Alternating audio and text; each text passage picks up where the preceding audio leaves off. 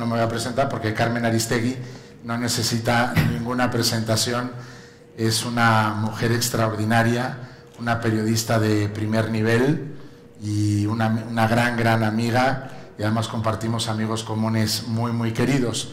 Y yo les propongo que hagamos una serie de preguntas a Carmen y que tengamos una conversación, que nos diga quién es ella, que nos diga qué hace, qué piensa, cuando todas las mañanas tiene que estar en medios dando las mejores noticias.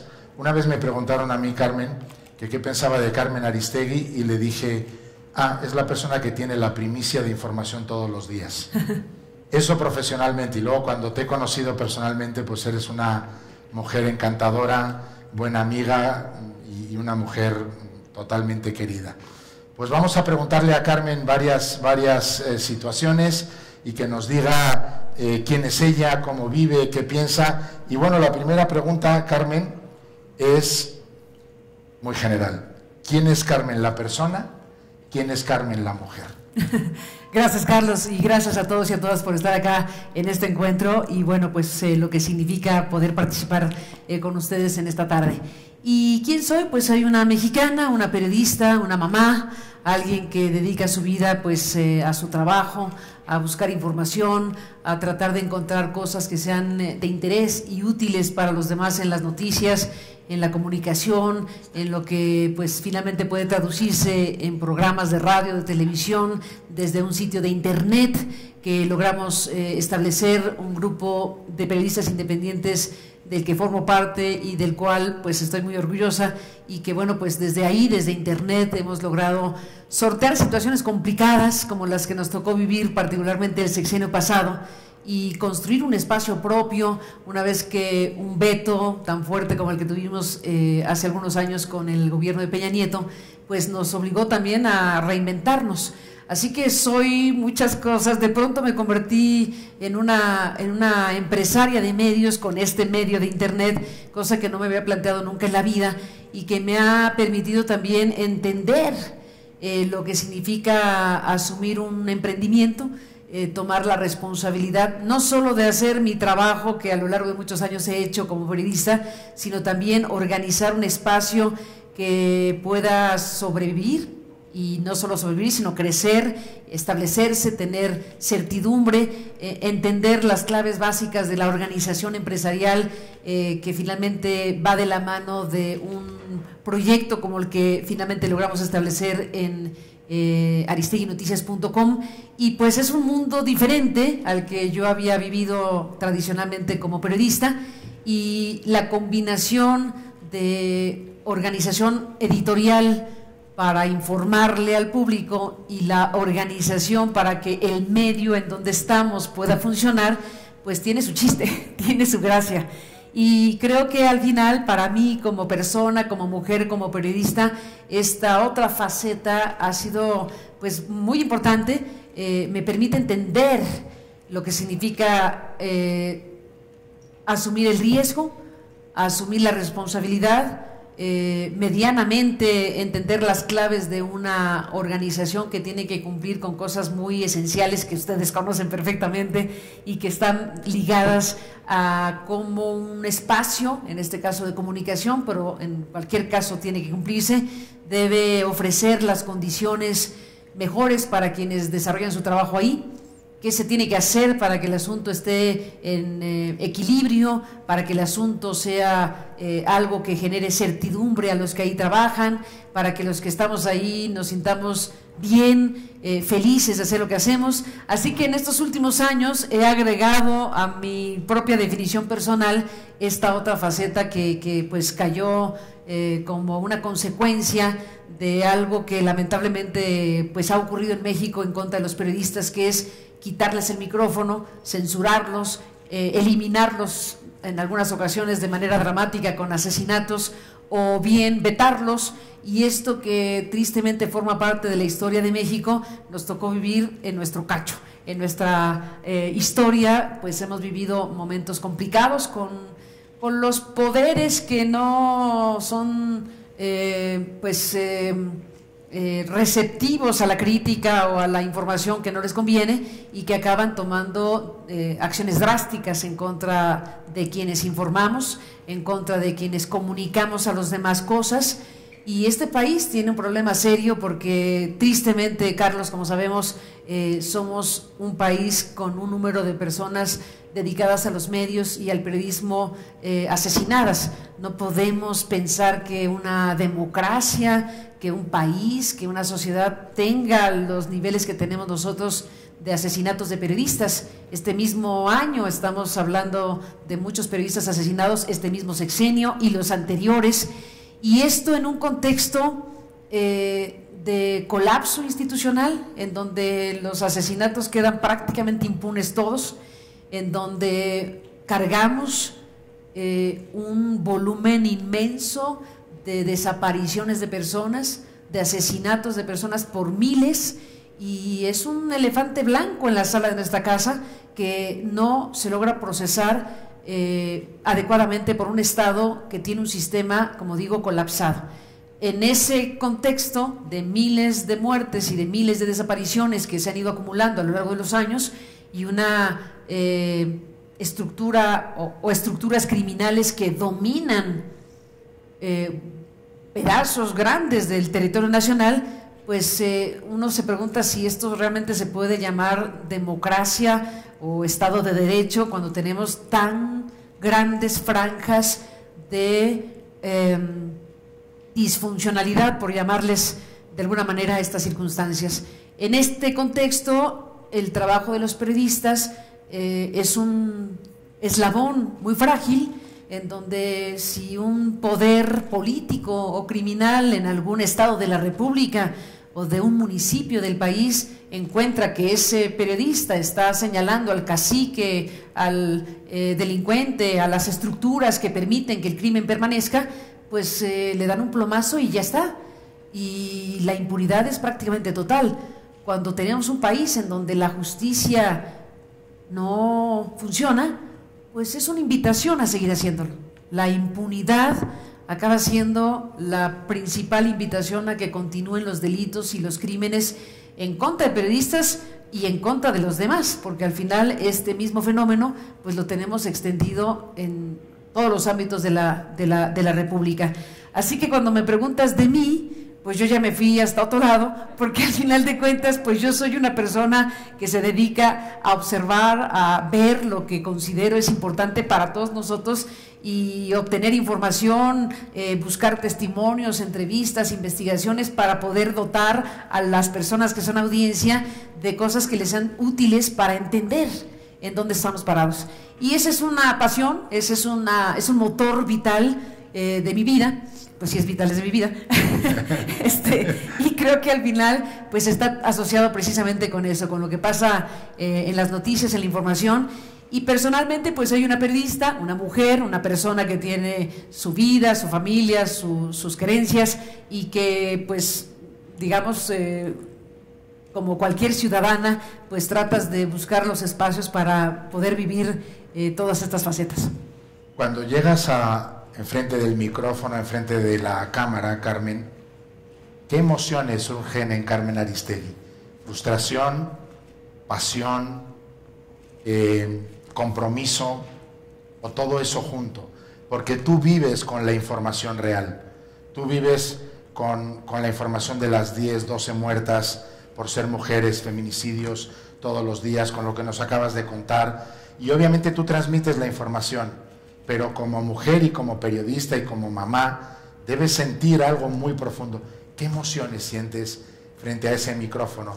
¿Cansancio, pasión, frustración o todo eso junto?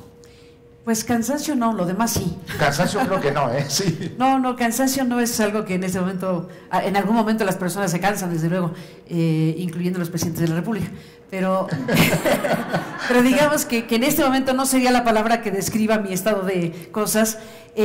Mucha adrenalina, mucha emoción, preocupación. Hay un sinfín de cosas que cruzan por mi persona, como cruzan por cualquier persona de este país, porque evidentemente lo que yo estoy diciendo y viendo lo vivimos los que habitamos este país. Entonces hay una mezcla hay una mezcla permanente de estados, de sentimientos encontrados, de reflexiones que se cruzan, de contradicciones permanentes.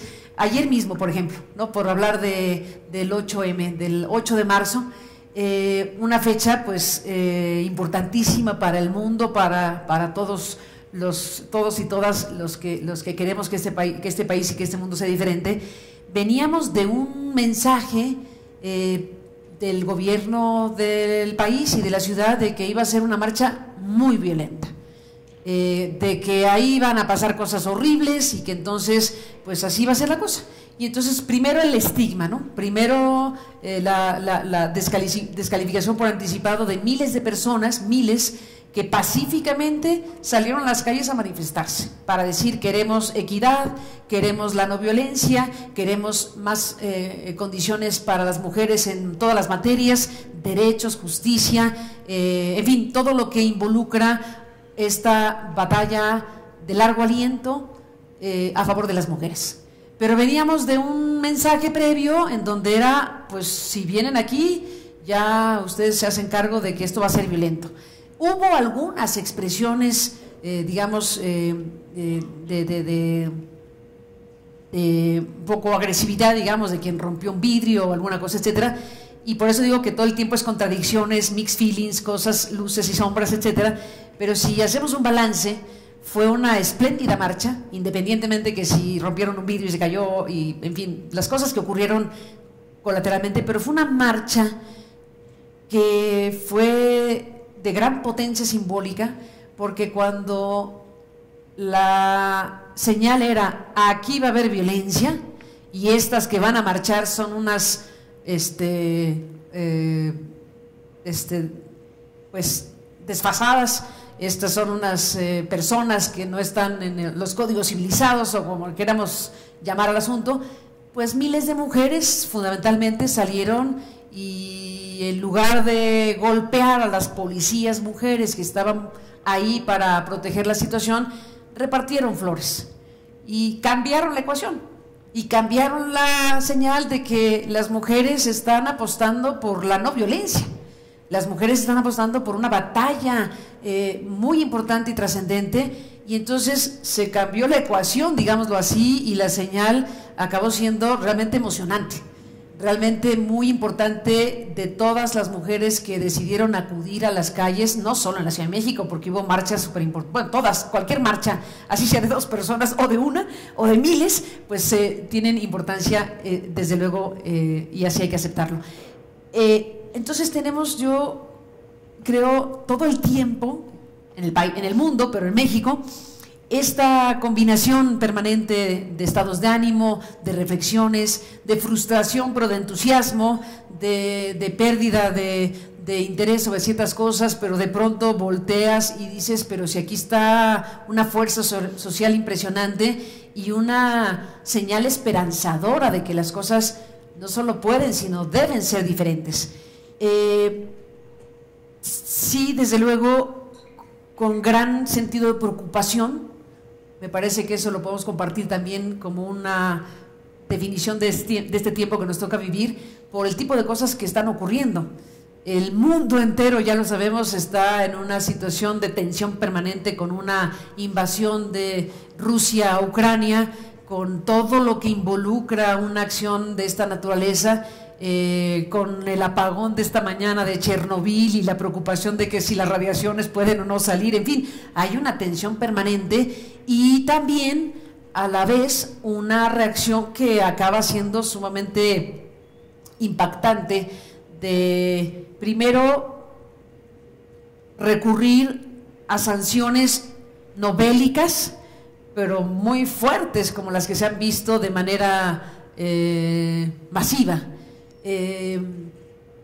Claro, ya a estas alturas uno no imaginaría que Estados Unidos mande tanques y soldados a Ucrania después de haber salido corriendo de Afganistán. Entonces, entre que no es viable y tampoco deseable que las dos potencias se enfrenten a partir de una invasión a Ucrania, pero aquí el tema es qué tipo de cosa va a ocurrir que va a tener afectaciones a todo el planeta. Por lo pronto ayer Biden, cuando dice dejamos de importar petróleo ruso, pues los mercados y los indicadores, y empieza a hacer olas por todos lados, y la inflación, en fin, estamos en un tiempo especialmente preocupante, con enormes desafíos, y aquí pues el país que somos tiene que encontrar la manera de sortear de otra forma lo que ya de por sí traemos cargando históricamente y los desafíos del aquí y ahora. Así que cuando me dices de las emociones o de lo que puede cruzar por mi cabeza, por mi corazón, cuando me siento en un micrófono, cuando me siento en una mesa para hablar en el micrófono y dirigirme al público que amablemente nos escucha o ve, pues hay una galería enorme donde cabe pues todo esto: frustración, emoción, optimismo, adrenalina. Es, para decirlo, Carlos, claro, un cóctel. Un cóctel. Creo que clarísimo, pero me parece que ha quedado claro para todos y todas que cansada no está. Toda la pasión, todo el compromiso, eso sí ha quedado muy claro. Justamente de lo que decías ayer, comparando todas las marchas que ha habido en el mundo, yo creo que una de las más civilizadas, junto con la de Japón, fue la de México. Sí. Y tenemos que estar contentos de que eso sucedió de esa manera y, por supuesto, logró esos objetivos. Carmen, siempre con las mujeres el tema de la edad es complicado y no te lo voy a preguntar. Te lo aprecio muchísimo. uno lo va apreciando cuando llega... ¿Por qué no me dices tú cuánto ganas? Exactamente. Te lo aprecio muchísimo.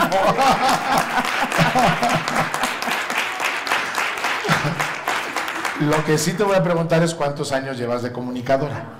Uy, pues creo que por lo menos 30. Eso iba a decir. Ya, 30. claro, me acuerdo, pero un montón. Pero 30. Y la pregunta es esta. En 30 años, Carmen Aristegui ha cambiado profesionalmente, ha cambiado su visión de la vida, del país, de la comunicación, de los medios. Yo tengo una intuición, pero la confirmamos luego. ¿Has cambiado o no has cambiado? Mejor dime ya, si me ayudas un poco. Yo creo que sí has cambiado mucho. ¿Sí crees? ¿Cómo es que era y cómo soy? No, yo creo que has sido una persona que ha sido capaz, objetiva y racionalmente, de ir identificando el contexto histórico e informativo en el que estamos. Y has ido evolucionando en los medios hacia eso. Esa es mi intuición. ¿Es buena o es muy mala? Pues eso intento, ojalá que lo haya logrado medianamente, pero bueno, por supuesto que he evolucionado, espero que haya evolucionado, si no imagínate que estés igual que hace 30 años. Claro. Sí, claro, por razones del tiempo transcurrido, pues algo de experiencia me habrá quedado, algo de pues sensibilidad respecto a cómo abordar los temas, algunas habilidades medianamente he podido adquirir para poder comunicar de cierta manera, para poder entender qué de todo es lo que hay que discriminar, qué de todo es lo que hay que enfatizar, porque los periodistas y los comunicadores pues hacemos un ejercicio permanente de quitar y de no atender millones de cosas para focalizarnos en algo. Como la realidad misma, al final de cuentas nadie puede entender una realidad si no es por cachitos. Entonces aquí el criterio editorial, la selección editorial del universo de cosas que se pueden comunicar, pues es lo que distingue a los periodistas. Nadie tiene la verdad absoluta, por supuesto, nadie tiene el único criterio, la pluralidad, la diversidad, una realidad se puede entender de diferentes maneras. Un vaso lo puedes ver de este ángulo, de este otro, de este o de arriba o de abajo, y te dará una información diferente aunque sea el mismo vaso, y eso es lo que cotidianamente hacemos los periodistas y los comunicadores y en general todo mundo, porque nadie puede abarcar nada completamente de lo que haga. Entonces pues siempre hay que desarrollar un cierto músculo para que tu elección trate de ser la mejor, para que ese fragmento de información, de comunicación, sea lo que pueda resultar más valioso para quien lo va a leer, para quien lo va a escuchar, para quien va a tomar de ahí información que le pueda permitir reflexionar. Entonces, las agendas informativas, los temas a tratar, los ángulos con que se tratan, los personajes a invitar para una entrevista, los reportajes a desarrollar sobre cuál tema, el ángulo que se quiere enfatizar de tal tema, el debate público que uno quiera promover de este tema respecto a estos otros tantos, pues es una selección permanente y eso naturalmente vas adquiriendo unas ciertas habilidades que te permiten razonablemente tener una oferta informativa, tener un paquete de cosas que tienen que ver con versatilidad también, porque a lo mejor si te pasas hablando solo de economía, la gente dirá, bueno, yo también quisiera saber qué pasa en la Cámara de Diputados, pero también me interesa qué pasa con los deportes y la tecnología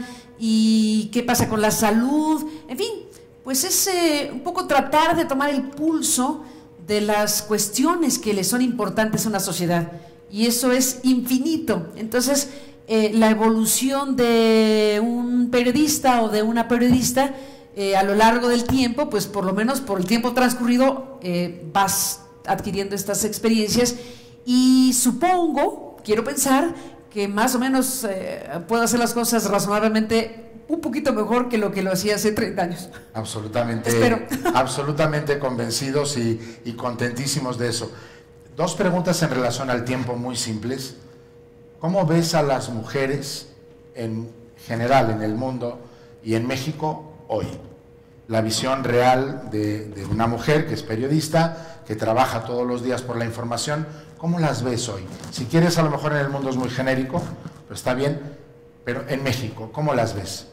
Pues hoy? yo encuentro una gran fuerza entre las mujeres, y me incluyo porque desde luego es una cosa que nos impulsa muchísimo. A ver, vuelvo al punto, estamos llenos de luces y de sombras. Hay sin duda una determinación de muchísimas personas, entre ellas muchísimas mujeres, en dar batallas que permitan transformar la realidad tan adversa que tiene la sociedad mexicana y la realidad tan adversa que tenemos las mujeres.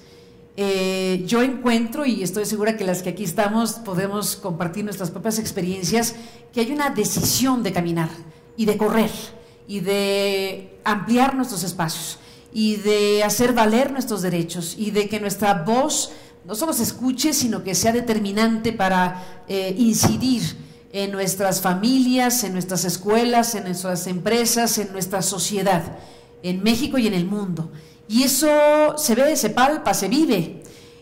No es suficiente, porque desde luego hay una franja muy amplia de personas, de mujeres, que están en una desventaja total. Hay mujeres que están sometidas a circunstancias inadmisibles de pobreza, de violencia, de sometimiento, y hablamos de millones. Las que tenemos el privilegio, porque eso es, de poder tener un micrófono, de poder estar dirigiendo un espacio, de poder hacer tal o cual cosa en la escuela, en la enfermería, en la arquitectura, en la moda, donde cada quien se desempeñe.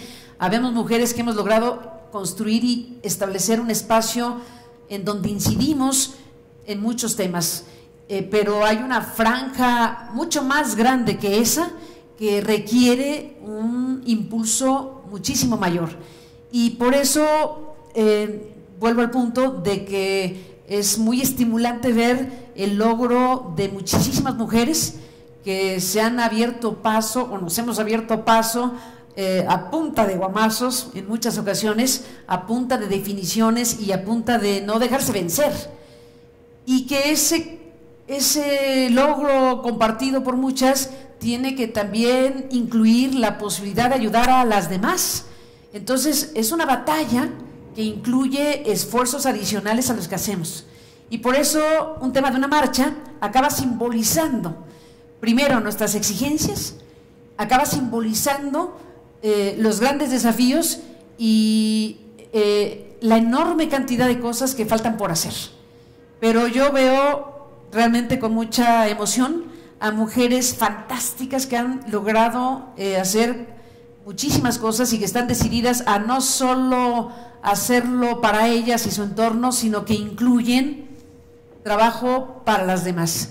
Y si eso se multiplica, que debería ser por millones, pues podremos en algún punto lograr, y hay que esperar y hay que soñar que se puede y tener la esperanza de que se puede modificar el estado de las cosas para millones de mujeres en México y el mundo. Iba a preguntar después sobre el futuro, pero ya lo dijiste perfecto. Trazaste una línea maravillosa de lo que son hoy las mujeres, lo que deben hacer y lo que está para el futuro. Como es una sala pequeña, me gustaría, si hay preguntas, que levantaran la mano. Hay que hablar muy fuerte, porque no sé si los micrófonos están disponibles, y hacer preguntas muy, muy breves a Carmen Aristegui, la mujer y la periodista, no sobre la situación política de México, no sobre nuestro presidente, no sobre todos esos temas que probablemente quisiéramos tener. Allá, fuerte y alto, por favor, y damos la oportunidad para que Carmen responda, que seguro les va a gustar muchísimo. Preguntas muy rápidas. Sí, buenas tardes, mi nombre es María Clemente García Moreno y quisiera preguntarte si, como mujer y como periodista, ¿qué opinas del feminismo trans excluyente y qué opinas de la agenda trans excluyente que existe en la Cámara de Diputados, impulsada desde el interior del grupo parlamentario del Partido Acción Nacional? Gracias. Pues es uno de los elementos que nos habla de la dificultad que existe para que haya inclusión total en todos los ámbitos. Y sí, ciertamente todavía tenemos espacios, no solo en la política, sino en la sociedad en general, en donde hay rechazo a no solo aceptar, sino a promover el reconocimiento de la diversidad en todos los ámbitos. Desde luego los derechos reproductivos, desde luego los derechos de todo tipo en todos los ámbitos, que desde luego han ido ganando espacios en muchos sentidos, socialmente, políticamente, legalmente, pero hay territorios en donde hay un muro y ese muro hay que tumbarlo, ese muro hay que decir, tenemos que entender a sociedades abiertas, sociedades que reconozcan los derechos a plenitud de la identidad sexual de cada una de las personas, el derecho de cada quien a definir y a vivir su propia sexualidad en cualquiera de los territorios. Y pues sí, esto en particular que estás mencionando nos habla de que eso no es un terreno ganado, pero que hablar de ello y poner el foco en los puntos más de obstáculo, pues ayuda a que esos obstáculos caigan para que finalmente la sociedad, la política, la legalidad, los derechos y la realidad cotidiana de las personas pues incorpore todos estos derechos y libertades. Así que bueno, pues gracias por la pregunta y coincido contigo que el tema debe ponerse también pues a esto, a discutirse, a hablarse, a no pasar de largo con el asunto. Que ya hablarlo es un avance enorme y hoy lo estamos haciendo y ojalá aprendamos todos de ello. Allá había una persona que quería preguntar, segunda fila, sí. Sí. Sí, nada más en voz alta y sí. Luego allá, por favor. Nos quedan 10 minutos, me parece, ¿no? Bueno, ya, gracias. Okay. Hola Carmen, yo soy Ginger, yo soy periodista también. Y bueno, la verdad es que yo cuando pienso en una mujer como Carmen Aristegui, pienso casi que en una superwoman, ¿no? Alguien que se levanta a las 4 de la mañana, monitorea medios, se duerme a las 11, se la vive todo el día, corriendo, recibiendo 1000 WhatsApps y todo. Y yo como quisiera preguntar un poco en este foro, en este espacio, pues, ¿cómo vives tú un poquito, si es que lo vives, la parte un poco como de el ocio, el arte, te gusta la música, te gusta el cine, que un poquito más íntimo de tu parte, ¿no? O sea, esa parte me gustaría como conocer, ¿no? Gracias, Ginger. Pues mira, yo creo que como todo mundo andamos en el acelere, finalmente si tienes un trabajo, una cosa que es muy demandante, pues sí, pero desde luego que hay que hacerse espacios y los hago para comer con alguien y platicar, para ir al cine, hace un rato que no voy, esto es verdad, para leer un libro, para estar con mi familia, con la gente que quieres, etcétera. Sí que me hago espacios, sobre todo el fin de semana es cuando más chance tengo.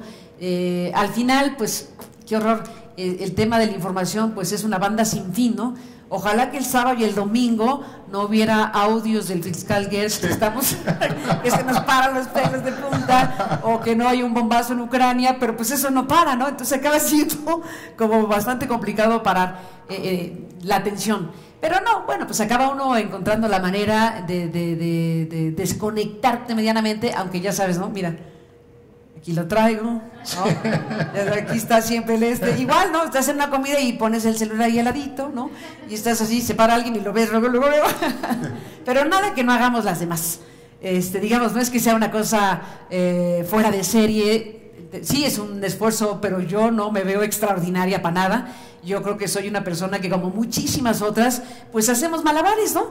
Y estás tratando de ver qué pasa con tu hijo que está estudiando acá, y acá está la otra cosa, y tu familia, y pues estás haciendo una organización de tu tiempo en la medida de lo posible, pues lo más eficiente posible para no dejar algo fuera. Pues a veces sí lo dejas fuera, y hay que tomar conciencia de que en el mundo ideal, en la vida de las personas, pues tenemos que tomar como prioritario no solo el trabajo, no solo la exigencia de tus tareas en esta materia, sino lo demás. La vida de una persona pues está hecha de todo eso que acabas de mencionar, pero es verdad, y yo asumo mi cacho de aquí, que muchas veces sacrificamos pensando que esto es más importante que la charla con alguien, que esto, la verdad, que con permiso, porque yo no me puedo quedar aquí a tal cosa. Entonces, bueno, pues es un tema al final en donde las personas decimos, bueno, hay que hacer algo para que sí le des tiempo al tiempo. A veces se puede y a veces no.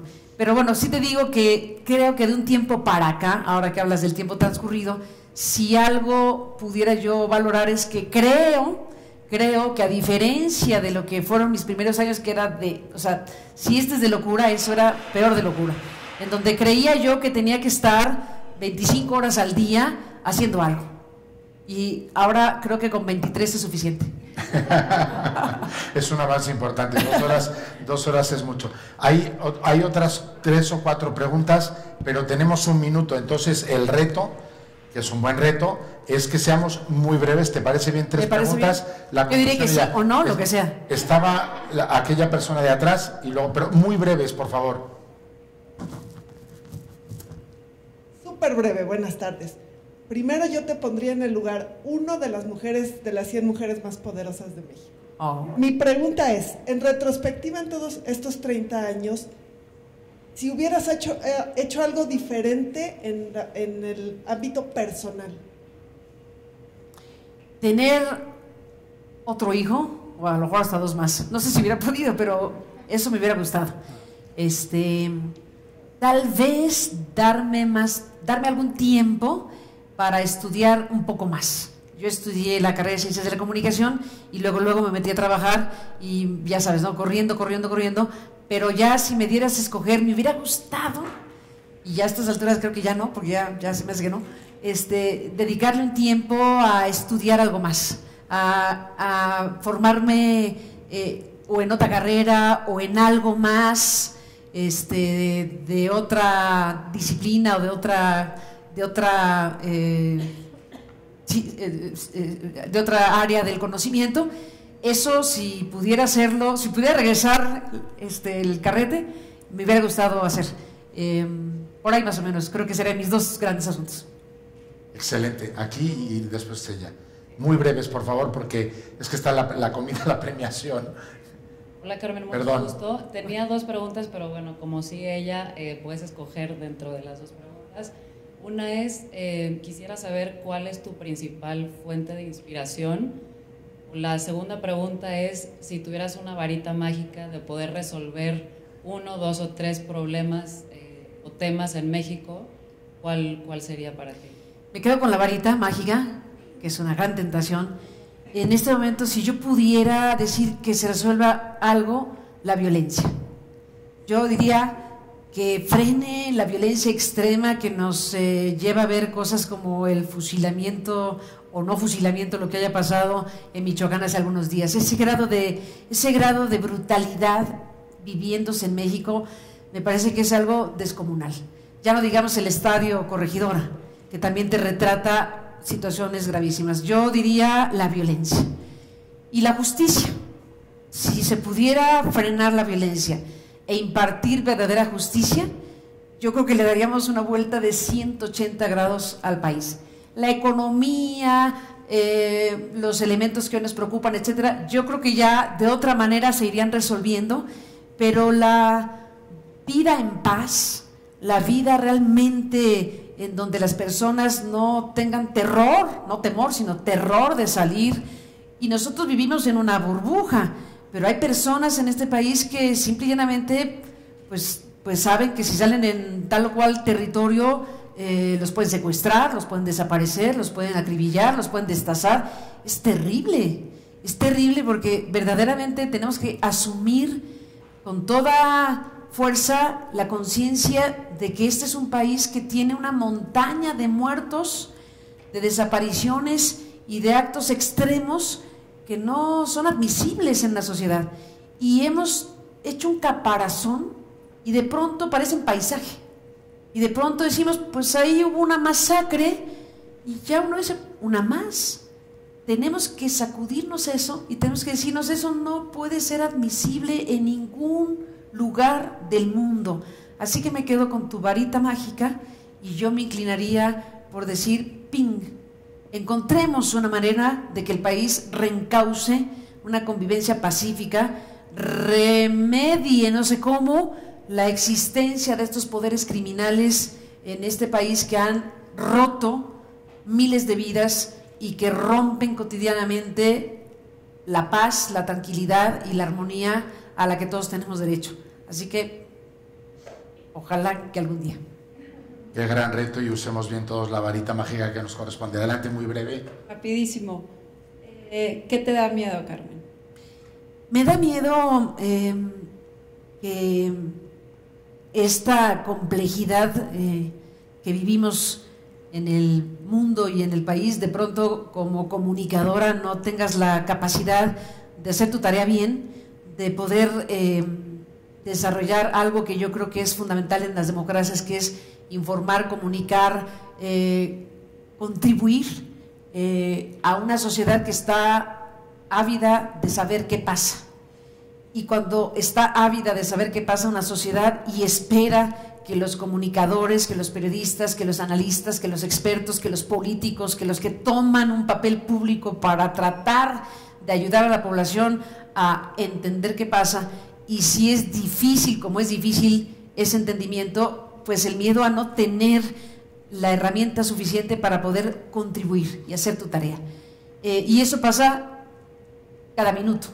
Porque, a ver, te reto a que me expliques qué demonios pasa hoy, ayer, antier, en muchos fenómenos. Entonces, digamos que si me llevas al territorio del miedo, lo uso para esto, decir, bueno, el miedo a no poder realizar tu tarea como quisieras hacerlo y como la realidad lo demanda.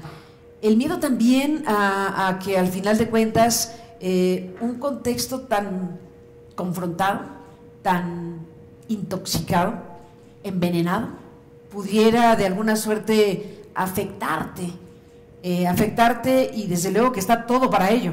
En mi caso particular y en este contexto de tanta agresión a los periodistas, hablo de los asesinados como lo peor que puede pasar, desde luego, pero hay otro tipo de agresiones muy fuertes, hay agresiones directas al trabajo de los periodistas en este tiempo reciente, con el presidente de la República en particular, que ha sido muy agresivo en contra de los críticos, en contra de los que hemos informado algo que no le gusta, y ese tipo de situaciones son tanto cuanto inéditas, de un presidente que tan abiertamente agrede a periodistas con un propósito único: dañar a ese o a esa periodista, un propósito único de dañar lo más importante para un periodista, que es su reputación, que es su credibilidad. Si tú tienes el máximo poder desde el espacio más poderoso del país que dice contra este o contra esta, y vamos a hacer lo necesario para que por estar diciendo lo que a mí no me gusta, pues entonces hay que matar al mensajero para que el mensaje no llegue, o cuando llegue no se crea, porque quien lo dice es alguien que yo ya descalifiqué. Y eso genera una gran inquietud de que tenga efectivamente los efectos nocivos que el presidente pretende, con toda claridad. Entonces es un momento especialmente delicado para los periodistas, Hemos visto cosas horripilantes en el Estado de México contra la libertad de expresión, la censura, el control. Hay muchas maneras de evitar que las cosas se digan. Hay herramientas de todo tipo para evitar que los periodistas hagan su trabajo como deberían hacerlo, teniendo como principal referente, si no es que único, a sus audiencias. Pero cuando tienes a una figura de tan alto poder como el actual presidente, que decide con nombre y apellido tratar de aniquilar a esa persona, poniendo en duda su credibilidad, señalando cosas que son falsas pero que dañan a su credibilidad, y lanzando una señal para que una franja tan importante, porque es un presidente que es muy popular, o sea, hay muchísima gente que atiende lo que dice, hay muchísima gente que replica lo que dice el presidente y que asume que eso es un mensaje.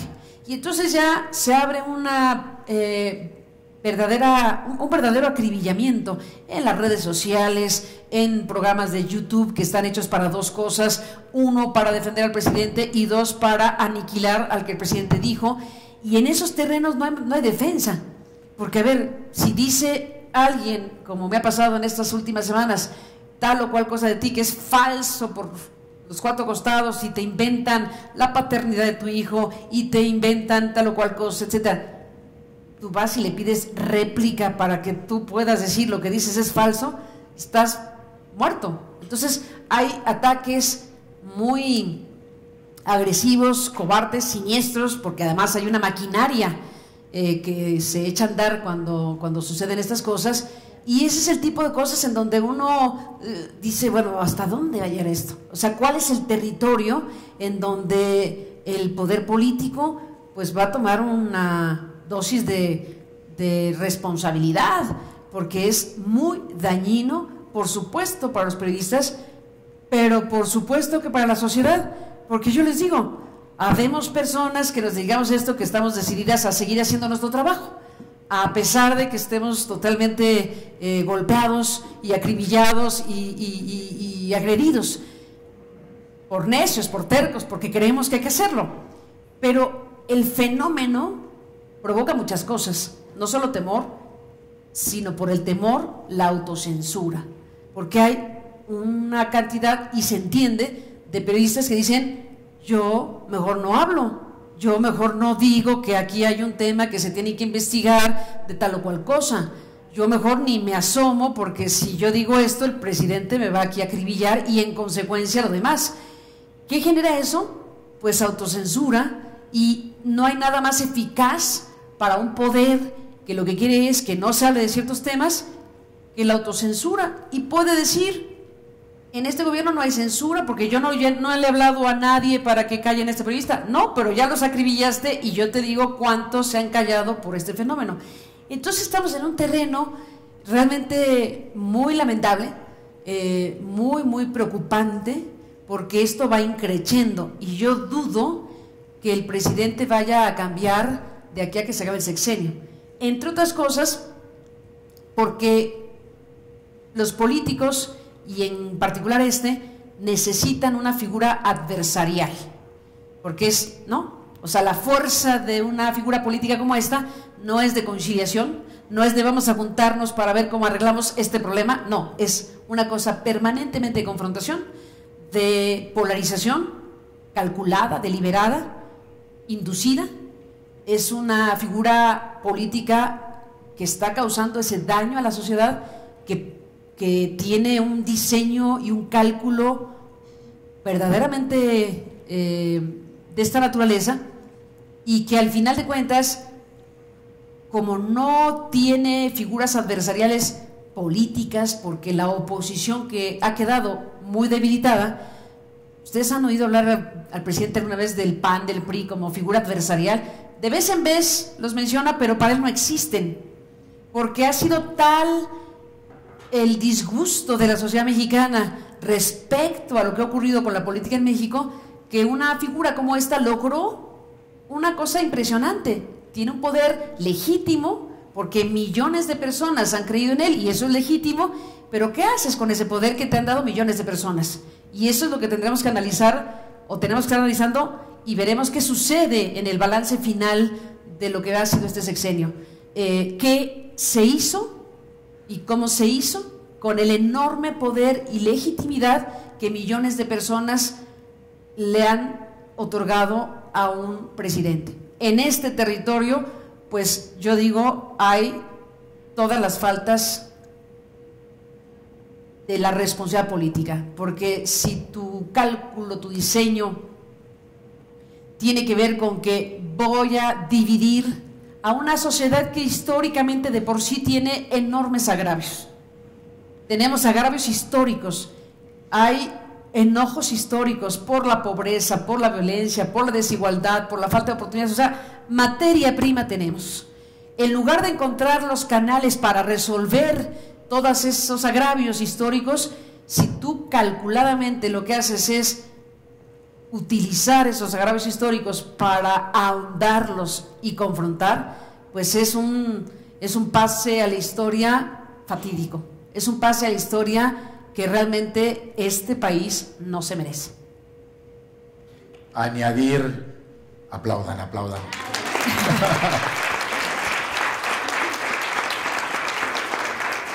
No voy a añadir nada porque cualquier comentario es casi un sacrilegio. Esta es Carmen Aristegui, la mujer, la madre, la periodista, y qué gran momento nos has hecho disfrutar. Muchas gracias, Carmen. A ti, Carlos. Gracias. A todas gracias, a todos gracias.